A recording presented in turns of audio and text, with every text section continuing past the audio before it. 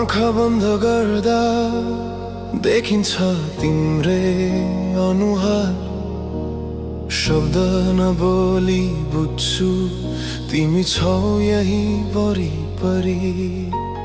सास भित्र बाँचेको एउटा मौन प्रेम, नाम नलिँदा पनि मनले चिन्छ तिमीलाई।